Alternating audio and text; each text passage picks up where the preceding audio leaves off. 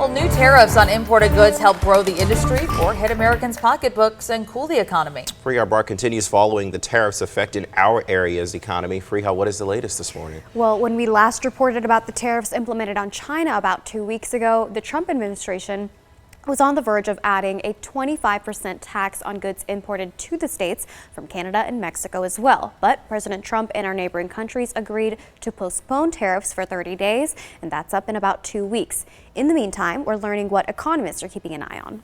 Like chess pieces, tariffs are often considered pawns politicians use to protect certain industries from competition, but they may come with some economic consequences. Again, tariffs are typically a political tool to grant favors to specific industries to protect them from imports.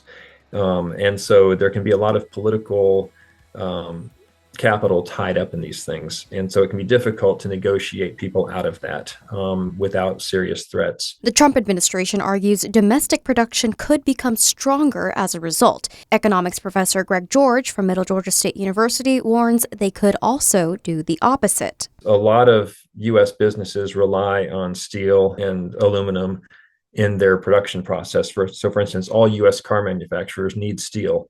And what tariffs can do is make it more difficult for those car companies to purchase imported steel that they need for their cars.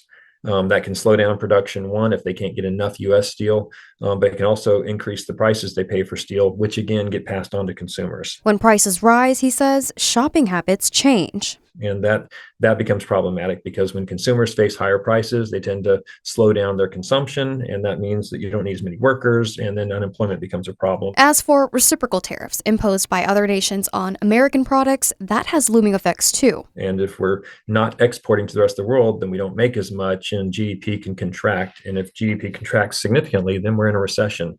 And if it contracts a lot, we're in a depression. For now, the long-term impact is still up in the air. It's not our fault if diplomacy fails. Sometimes the other countries are just going to be hard-nosed. They're not going to give up on their strategies. Now, with businesses and consumers feeling the strain, now economists are asking whether these tariffs will achieve their intended goal or if they'll set off a chain reaction that could slow economic growth. In the meantime, industries are bracing for what happens in both the short term and long term. Caitlin, Frederick. An uncertain future for sure.